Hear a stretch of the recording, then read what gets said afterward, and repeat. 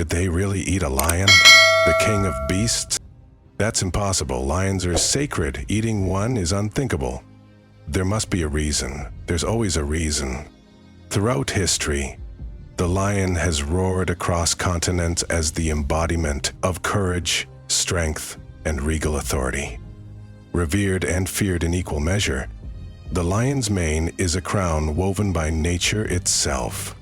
But what if, deep in the heart of the great savannah, a tribe believed that the ultimate passage of courage could only be unlocked by consuming the flesh of the lion, not out of cruelty or conquest, but through a sacred ritual of transformation?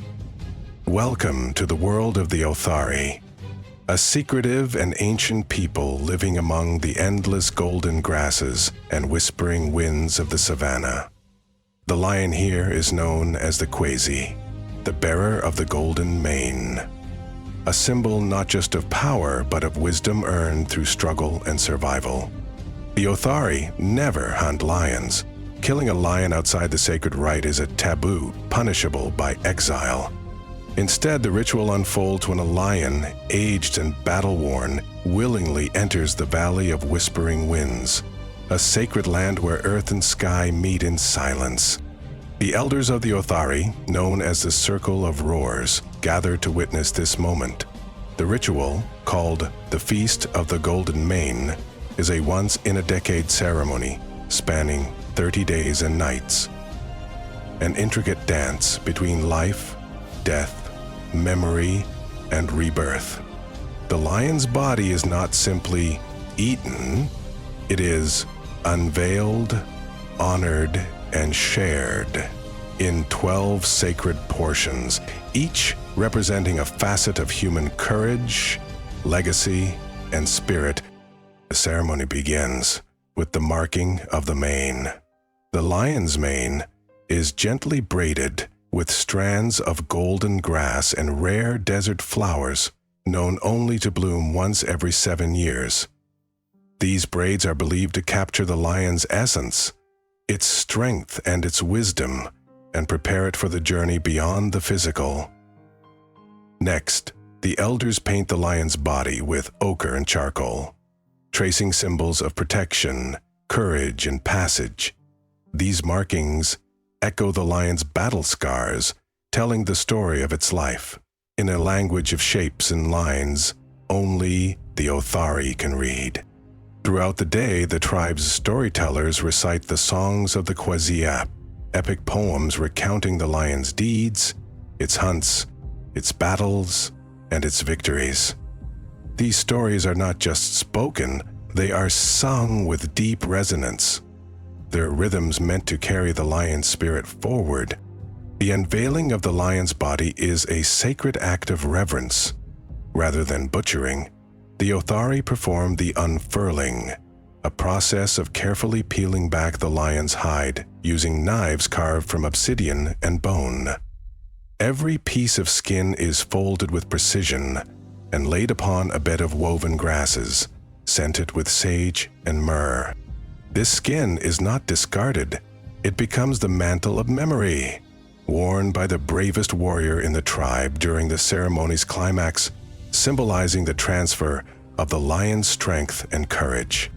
The lion's flesh is divided into 12 parts, called the 12 manes, each corresponding to an aspect of courage and human experience. Dawn's roar, representing new beginnings and the courage to start. Hunting heart, embodying focus, patience, and survival instinct. Silent step, symbolizing stealth, observation, and wisdom. Fierce breath, capturing rage, protection, and the power to defend. Burning sun, evoking passion, energy, and unstoppable force. Shadow's edge, the duality of fear and bravery in the face of darkness. Echoing pride, reflecting leadership, honor, and legacy. Iron Claw, embodying strength, resilience, and the will to fight. Golden Gaze, symbolizing insight, perception, and clarity. Fading Whisper, acceptance, humility, and surrender. Rising flame, renewal, transformation, and hope. Final roar, the last breath, courage in death, and the promise of rebirth. Each night, one mane is honored through ritual preparation, cooked over open flame or smoked with special herbs native to the savanna: marula bark, firethorn leaves, and desert sage. The flavors are intense, unfamiliar, and symbolic, designed not to satisfy hunger, but to open the soul. Before consuming each portion, participants share a story tied to the mane's meaning. They speak of ancestors, personal trials, or moments when courage was found or lost. Each bite is preceded by the phrase, "I carry your roar." Portions are small. The focus is on mindfulness and transformation, not gluttony. The entire tribe is involved. The warriors, the healers, the storytellers, the children are present, but not partaking, learning the weight of the ritual through observation. The 30-day ritual weaves communal meals with silent reflection, storytelling, dance, and meditation. The lion's bones are not thrown away. Instead, they are assembled into a spiraling sculpture, the spiral of the golden mane, at the heart of the tribe's village. This spiral is walked barefoot and eyes closed, a meditative path honoring the lion's memory. The lion's mane, braided and painted, is finally placed upon the shoulders of the eldest warrior, who wears it during a final procession at dawn. The procession ends at the Valley of Whispering Winds, where the mane is offered to the sky in a ritual dance symbolizing courage passed to the land, the sky, and the future. At the conclusion, no words are spoken. The tribe listens to the wind, hoping to hear the echo of the lion's roar carried beyond the horizon. To truly understand the feast of the golden mane, one must delve beyond the visible ceremony and into the intricate web of symbols, herbs, and sacred spaces that sustain it. Each of the 12 mons is more than a physical portion of the lion. It is a living concept woven into the very fabric of the ritual. The Othari believe that the lion's body is a map of courage, a territory of emotion and spirit waiting to be navigated with care and reverence. The preparation of each mane involves not only cooking, but also an alchemical transformation, a dance of fire, herb, and chant. Dawn's roar, the first mane, is treated with fresh golden grass and honeycomb resin steamed in clay vessels shaped like the sunrise. It symbolizes birth and beginnings, and its scent is said to awaken the spirit's first breath. Participants wear simple masks painted with sun motifs as they share stories of their own dawns, first steps, first breaths, first moments of bravery. Hunting heart is slow roasted over embers, infused with crushed marula seeds and wild sage. The process is long and deliberate, reflecting patience and instinct. Before eating, the tribe performs the silent stalk, a ritual where all move in quiet harmony, mirroring the lion's stealth in the hunt. Silent step calls for smoking the meat with ironwood chips and wrapping it in fennel leaves. This mane honors observation and wisdom. Eaters close their eyes and listen to the wind while consuming their portion, seeking to heighten senses beyond sight. Fierce breath is spiced with firethorn berries and grilled over open flames. This part of the feast is accompanied by a rhythmic dance, imitating the lion's roar, a raw expression of power and protection. Burning sun is marinated in desert sage and bloodroot, its vibrant flavors sparking passion and energy. It is shared with laughter, but laughter that fades into solemnity, reflecting the fleeting nature of joy. Shadow's edge is prepared with bitter wolfberry and nightshade petals. A somber dish reminding the tribe of the delicate balance between fear and bravery. Participants sit in pairs, sharing silences as much as words. Echoing pride is salted with crimson earth and slow-cooked in leaf-wrapped parcels. The ritual surrounding this main involves recounting tales of leaders past, of moments when pride guided or misled. Iron Claw demands a fermented preparation involving wild onion root and ash bark. Its consumption is a test of resilience. The flavor is harsh, the bite sharp. Two participants feed each other in a silent vow of strength. Golden gaze is a delicacy infused with lemon bush and golden flower petals, eaten slowly while meditating on clarity and insight. Eyes are kept open, and the space around the eater is respected with reverent quiet. Fading whisper involves drying the meat and grinding it into a powder mixed with sage smoke and rock salt, then inhaled rather than eaten. It represents acceptance and surrender.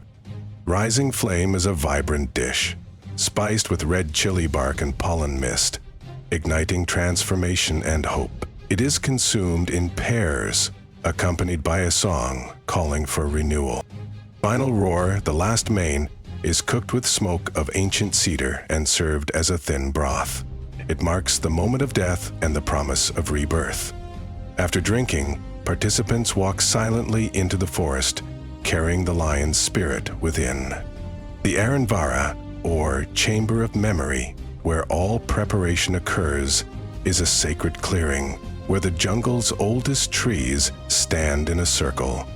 The ground is soft with moss, and the air hums with unseen life. Stripped bark forms vertical lines on trees, symbolizing the flow of memory from earth to sky. The spiral of the golden mane, constructed from the lion's bones, is the ritual's spiritual heart. Participants walk barefoot through its winding path, eyes closed, feeling each step as an echo of courage carried forward. Tusks, considered the lion's last dreams, are buried at the foot of the whisper root. A rare tree with bark that shifts color with the seasons, embodying change and continuity. No drawings or descriptions of the spiral are permitted beyond personal experience. It is said that attempts to replicate it bring nightmares and shadows. The Feast of the Golden Mane is not merely a ceremony, it is a journey through the terrain of courage, loss, and renewal, one that transforms those who partake, binding them forever to the lion's spirit and to one another. The Feast of the Golden Mane concludes, but its true power lies not in the eating, but in what follows. Those who partake in the ritual emerge forever changed. Known as the Roar Bearers, they carry the lion's spirit within them, a burden and a gift that reshapes how they live, speak, and move through the world. In the days after the feast, the Roar Bears enter a period called the Silent Vigil. 7 days of quiet reflection, where speech is minimal and actions deliberate. During this time, each bear receives a personal calling, a vision or dream guiding them to a task that binds them to the community's future. One may be led to mend broken bonds between families. Another might be tasked with healing a sick elder or protecting a sacred site. Some walk alone for weeks, carrying silent prayers on the wind. This period is essential. The lion's courage is not meant to be wielded recklessly, but shared responsibly. The Roar Bear's transformation is visible. Their eyes gain a golden hue under certain lights, a flicker of flame within the pupils. Their voices lower, and when they speak, their words carry weight beyond their years. Movement becomes purposeful, measured, as if each step honors the lion's legacy. Families create spaces for the Roar Bearers. Homes soften their walls against loud noise. Children learn to respect the quiet. In meetings, when a roar bearer speaks, others listen without interruption. The ritual also deepens communal bonds. The stories shared during the feast are retold at the fireside, not just as memories, but as living lessons. Children grow up hearing of the lion's strength and vulnerability, learning that courage is not absence of fear, but mastery over it. On the 10th anniversary of the feast, the roar bearers gather once more in the Valley of Whispering Winds for the Circle of Renewal. Here, they walk the long spiral, an echo of the bone spiral, but laid out across the landscape in stones and earth. The walk is a meditation on legacy, sacrifice, and the cyclical nature of life. As they move, they release the burdens carried since the feast, fears, regrets, hopes, into the wind. No one watches this procession, and no words are spoken. The ritual is private, sacred, and meant only for those who have walked the path. The ceremony closes with planting a golden thorn, a rare tree said to grow only where lion's courage has been shared. The thorn's blossoms shimmer in sunlight, reminding the Othari that courage, like all things, must be nurtured and renewed. In the end, the Feast of the Golden Mane is more than a ritual of consumption. It is a passage, a journey through the landscape of spirit and flesh, fear and bravery, death and rebirth. It teaches that true courage is not in domination, but in connection. That the lion does not simply roar, it calls us to become.